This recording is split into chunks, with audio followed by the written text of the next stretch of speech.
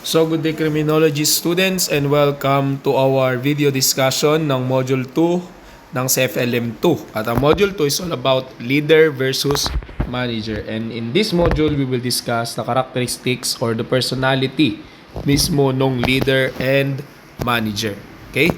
Leaders are present in all walks of life. They can be young or old and are found at all levels of organizations.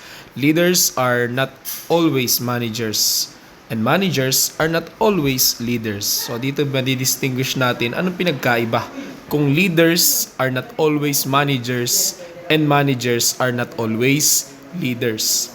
A leader is someone who does the right thing because it's right, not because someone is watching. Okay? Ganda nun ano. Ibig sabihin, leader is about your character as individual. It doesn't need a position to do it because it is the right thing even if no one is watching. In challenging situations, leaders often choose to act to the task no one else wants, pushing the group toward their goal. Okay, pag-influence sa mga tao na ma-achieve yung isang common goal. They commit to what needs to be done and inspire confidence in those around them. Okay. Sino naman ang tinatawag nating leader? Someone who inspires passion and motivation. Nakaka-motivate. No, kapag nandyan siya, pag nagsalita siya, na e-encourage kayo na kumilos, mag-work together, magbigay ng effort. Okay? And then a visionary with a clear path to realize. Ibig sabihin, alam niya kung saan pupunta yung isang team. And someone who provides the support and tools their team needs to achieve goals. What does an effective leader do? Inspires and motivate others. Isa yun, communicates honestly with their team. Diba? And then, values of others' perception and seeks feedback. Ibig sabihin, hindi lang ikaw basta nagsasalita. Hindi lang ikaw yung nag-feedback as a leader. Hindi lang ikaw yung naririnig, diba? As a leader in a team. You encourage others to give their own feedback. You encourage others to give their own ideas, perceptions. And number 4, ideas are communicated clearly to engage others in taking action. Meaning, nag-uusap, nagko-communicate para magkaroon ng common ground yung isang team. Okay? Then, meron tayong types of leadership na nabanggit din na po natin nitong mga nakaraang discussion. Una, yung autocratic leadership focuses on control while one person making decisions. This style demands promptness and decision. Okay? So, ibig sabihin, as I said before, yung autocratic leadership is nagagamit natin dun sa mga setting or context na kinakailangan natin ng prompt decision. Ibig sabihin, mabilisan ng mga decision. But, alam natin na yung isang autocratic leader ay one person lang yung nag-decide. Ang strength nito ay yung mga tight control, katulad ng manufacturing, military, kinakailangan dyan ay autocratic. Ibig sabihin, isa lang yung sinusunod. And weakness lacks creativity and openness to feedback. Democratic leadership naman involve ang lahat in making decision, encouraging creativity and open feedback. Okay? Ang strength nito, it encourage collaborative environment and diverse opinions. Ibig sabihin, lahat nagbabahagi sa decision making. Ang weakness is decision making is medyo matagal kasi nga lahat nagbibigay ng kanilang opinions, ng kanilang perceptions, ng kanilang feedback. And then laissez-faire the leadership o hands-off approach, di ba? Allowing skilled team members to work independently. Yan. So, binabayaan mo lang sila. And then, ang strength nito is fosters creativity and innovation. Ibig sabihin, may ground yung isang employee o isang subordinate to be creative, to work on their own. Yan. Weakness naman, lack of structure can cause challenges in deadline-driven environments. May deadline ka na dahil nga hinahayaan mo lang sila, kay laissez-faire hands-off approach, hindi na-achieve yung mga deadlines o yung mga kinakailangan na ma-achieve ng isang team. Next ay yung coaching leadership. Okay? Focuses on developing individual strengths and long-term growth. Okay? Ibig sabihin, Ang focus ng isang leader is to coach his or her member to develop their strengths, their skills. Okay? Kaya nga ang strength nito is identifies and enhance the unique skills of team members. Weakness naman niya, time intensive and requires regular feedback. So medyo matagal, okay, yung more or less decision making. And then transformational leadership, big picture thinkers who motivate others with their vision. Okay? Transformational, ibig sabihin, you have your vision and you inspire others, okay, to work on that vision. Diba? So, ibig sabihin, long-term goal ang iyong iniisip. Kaya nga strength nito is you inspire creativity and innovation. And then weakness is not focus on day-to-day tasks. Next is charismatic leadership. Ang charismatic leadership naturally attracts followers with their charm and confidence. Sabihin, pagsasalita pa lang niya, nakakaakit na. Okay? Gusto mo na agad makinig. Diba? Yung communication skills pa lang niya, gusto mo na agad maging leader siya. Okay? So, ang strength nito is you can build strong personal connections, syempre with the team. And then weakness is can rely too heavily on the leader's personal appeal. Ngayon, ang gusto mo na is kailangan nandito yung leader namin kasi ganito ang mangyayari kapag nandito siya. Magaling siya sa ganito siya. Okay? That is charismatic leadership. And then we have bureaucratic leadership. Relies on established rules and procedures to manage. Sabihin, ang tawag natin dito is you play by the book. You play by the rules. Lagi mong tinatanong, ano ba rules? Ano ba yung rules and regulations? Strengths nito is you ensures tasks are completed as planned. Okay? And then weakness can be rigid and slow to adapt. Parang ano din siya, democratic leadership. And then we have visionary leadership. Focuses on the future and encourages innovation. Kumbaga, ang iniisip is, ano yung 10 years from now? Ano yung magiging bunga nung mga pagpapagod natin o yung ma-achieve natin dapat. Okay? Kaya nga may yung iba mga nasa visionary leadership, committed sila sa mission and vision. Diba? Strengths is drives progress with a focus on long-term goals. Weakness, less focused on technical details kasi nga ang lagi mong iniisip is yung long term, yung technical, yung day-to-day operations, nakakalimutan mo na. Pace setter leadership, walang S, And description nito is sets high standards and expects quick results. Sabihin, mabilisan, okay, maramihan, you demand, hindi-demand ka lagi. Okay, pag na-achieve and then demand ulit, achieve, yan. Strengths nito is effective for fast-paced environments. Yung mga setting, context na medyo mabilis yung pagbabago-bago. Ang weakness nito can lead to burnout if overused. Next, we have servant leadership. A servant leadership focuses on the well-being and development of the team. Strengths ito creates a supportive and motivating work environments, and then a weakness may struggle in high-pressure situations requiring quick decisions. Kasi nga, in servant leadership, ang lagi mong iniisip yung well-being ng mga members mo, yung kapakanan ng mga members mo. So kung lagi mo silang iniisip, ayaw mo na silang i-pressure, ayaw mo na silang mag-take risk, ayaw mo na silang magtrabaho, okay? To work or to struggle. Next, we have 10 essential leadership qualities. Ibig sabihin, essential is kailangan na kailangan. Kailangan to ng isang leader para ma-establish ang kanyang leadership. Una, vision. Okay? Leaders should have a clear, compelling vision and communicate it effectively, inspiring everyone in the organization to work toward it. May vision ka, alam mo kung saan ka patutunguhan, at you are inspiring your team.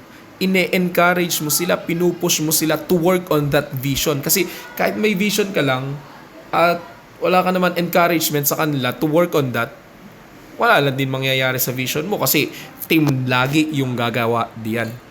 And then executive presence. Effective leaders carry themselves with confidence, inspiring those around them through charisma and emotional intelligence. Ano ibig sabihin yan? Ibig sabihin, pagsasalita mo pa lang, pakikipag-usap mo pa lang, at pagbibigay mo pa lang ng instructions, dapat meron ka ng executive presence. Ibig sabihin, you can command. Okay? Yung tono mo ay karespeto at kasunod-sunod. Okay? Minsan meron tayong tinatawag sa military culture yung commanding voice. Diba?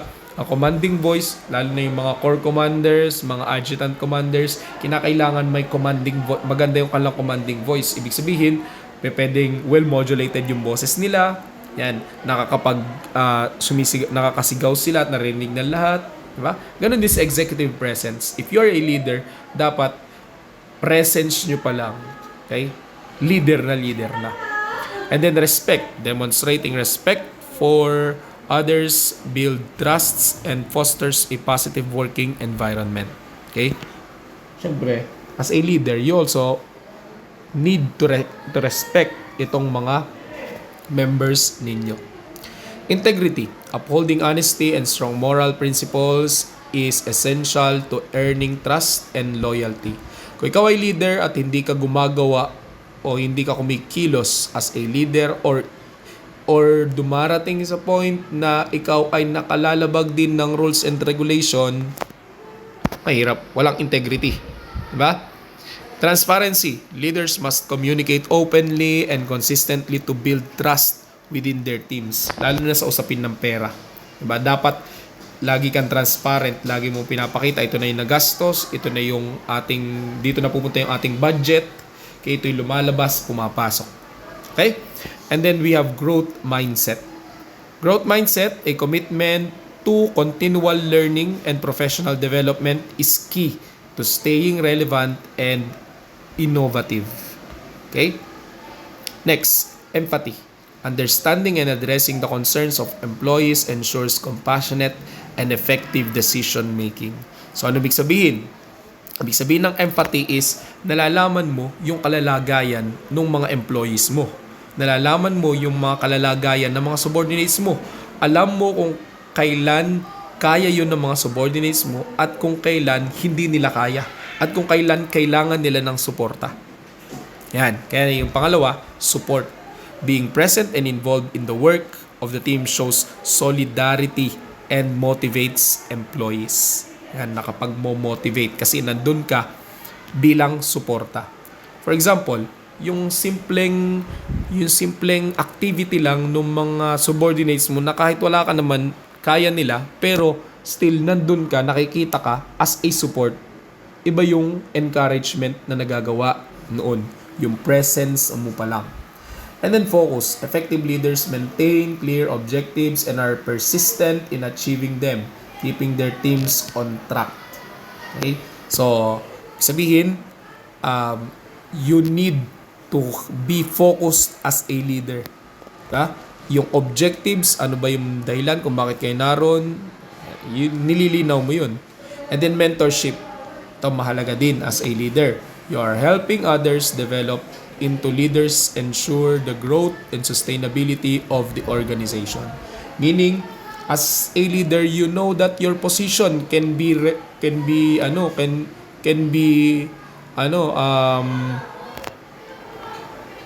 removed from you, ba? Pwede yang mawala sa iyo. Pwede yang mag-retire ka o di kaya ay tetawag dalangin, hindi mo na kayang magpaka-leader. So, dapat nagme-mentor ka ng ibang mga tao to replace you, to develop other leaders. Okay? So, ito, question lang natin to reflect. What is the most important quality a leader in the law enforcement must possess? So, explain your answer. So, hindi naman na natin iyan sasagutin, pero as a form of reflection na lang din. Diba? Next, we will discuss manager. Manager play an important role in the overall success of the company. They are responsible for leading a team employees to meet their goals and achieve performance metrics. If you aspire to become a manager, it's important to understand the nature of the job and the career path you can take. Okay? So, ang manager is nakaatang doon yung tinatawag nating role sa isang company, sa isang organization, okay, na mag-lead. Kung ang leader, kahit ikaw ay may nakakakita o wala, di ba? Pwede kang maging leader, may position o wala, pwede kang maging leader. Yung mga manager, sila na talaga yung mga leader na meron ng position. Okay? What is a manager? A manager is a professional who takes a leadership role in an organization and makes a team of employees. Okay? Often, they are responsible for managing a specific department in their company. Okay? Managers have duties. Kaya nga may position na sila. Di ba ga? Such as conducting performance reviews, making decisions. Performance reviews, ibig sabihin, tinitingnan mo ano-ano yung mga kinakailangan na mga na na ma-attain ng isang employee or ano yung mga strengths and weaknesses niya. Okay? Making decisions and serving as a line of communication between employees and high-level executives. Who is a manager? A person responsible for controlling or administering all or part of a company or organization. Sabihin, siya yung may position na mag-control, mag-administer. Kung ikaw ay isang tao na meron kang position na sabihin natin managerial position, tawag natin dun ay manager. A person who controls the activities, business dealings, and other aspects of the entertainers, athletes, or musicians' career. Sabihin, you control the business, o kung nasa businessman kayo, entertainment, ganun din. A person is in charge of the activities, tactics, and training of a sports team. So dito makikita natin, iba-iba, sa iba't ibang field nang take place, yung tinatawag nating manager. And in the law enforcement, meron din syempre yung manager. So meron po tayong responsibilities of a manager. Leading a team. Okay? Ang manager ay nagli-lead ng team. Ibig sabihin, kung ang leader ay pwede kang maging leader kahit wala kang posisyon or individual mo lang, ang manager hindi pwede. Kinakailangan may team. May training ng employees. Kaya mong i-train yung mga employees mo. Making decisions, pwede rin. Managing conflicts. Diba? Managing departmental budgets. Yan, yung pagmamanage ng budgets. And then conducting performance reviews. Yan. Hiring new employees. Yan. Types of manager. Meron tayong tinatawag na top manager. Involved with the overall company strategy, top managers oversee multiple departments and ensure tasks align with the company's mission. Okay? So, halimbawa, ikaw, ang dami mong department na hawak.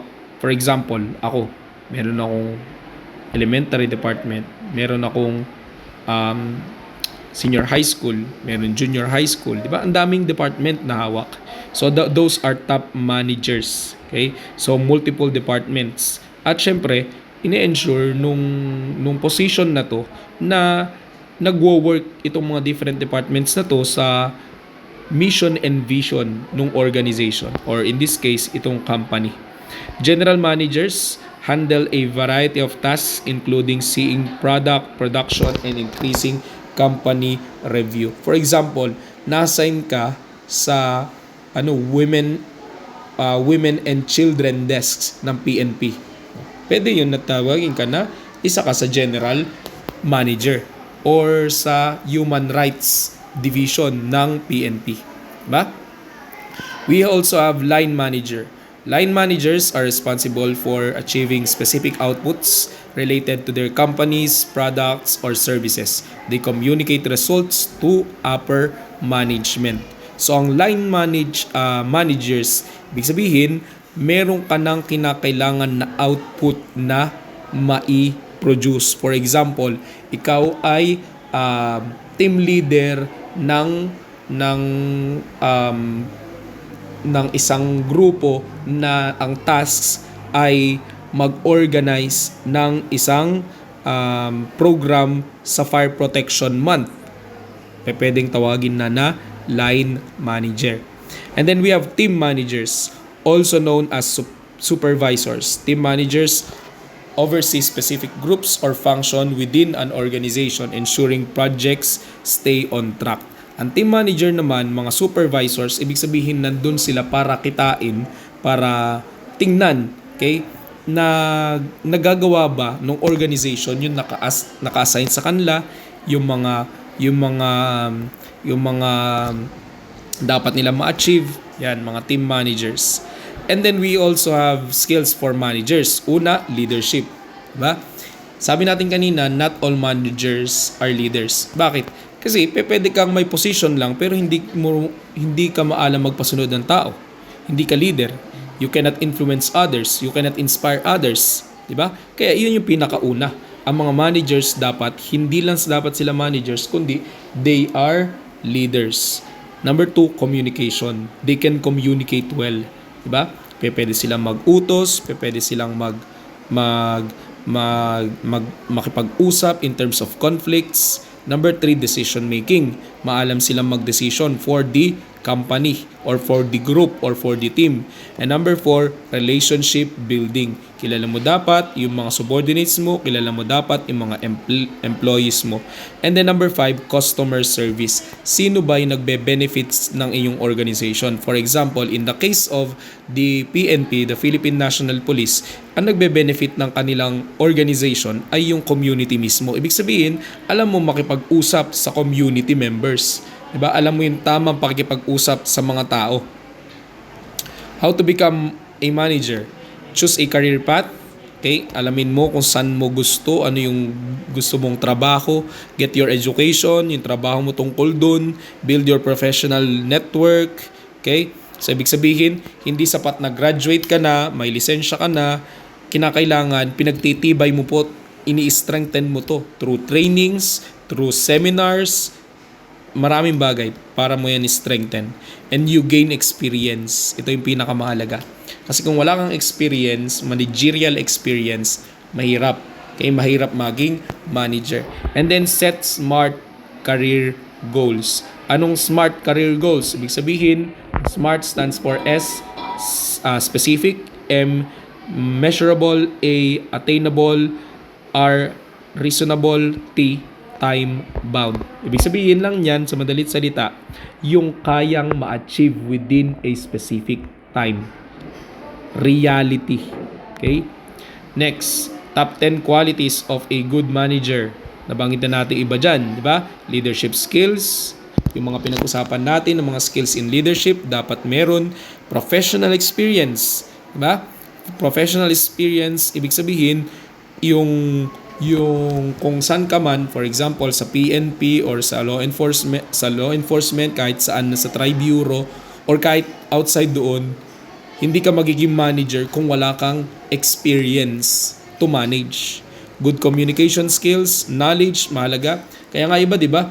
May mga PNP kayo nakikita, may mga police kayo nakikita, BFP o BJMP, nagma-master's degree, yung iba nagdo-doctorate pa. Diba? To gain knowledge. Yung iba pupunta sa seminar, sa mga trainings. Organization time. Okay? 6 is management skills. 7 is delegation. You can able to delegate something dun sa mga sa mga subordinates mo. And 8 is confidence. Diba sabi natin, yung presence mo pa lang, kinakailangan nandun na yun. 9 is respect for coworkers. And 10 is company culture. Okay? Qualities of a good manager. Transparency. Okay? Lalo na dun sa usapin ng pera, lalo na sa usapin ng mga kinakailangan ng mga ilabas. Okay? For example, saan napunta yung budget, saan napunta yung mga ganito ganyan. Yan. Usually yung iba dito nabanggit na natin ay. Number 2, excellent communication. 3, listening skills, appreciating and encouraging teamwork. Yan, you must appreciate your team. Dapat inaano mo sila, parang kahit hindi kayong, alam mo yung love language natin, diba, yung iba verbal verbal appreciation, parang ganun yung love language. Okay? So, kahit hindi ka ganun, pilitin mo kasi ikaw ay manager. For consistency and reliability, yan, nasasandigan ka, consistent ka sa mga rules and regulations mo. Number 5 is trustworthiness. Number 6, the drive to set goals. 7, the decision making. Yan. 8 is empathy and sensitivity. 9, rewarding and recognizing employees. Kapag may magandang ginawa yung mga employees mo, yung mga subordinates mo, you congratulate them. 11 is willingness to change kasi nagbabago naman talaga yung time. So, you must change.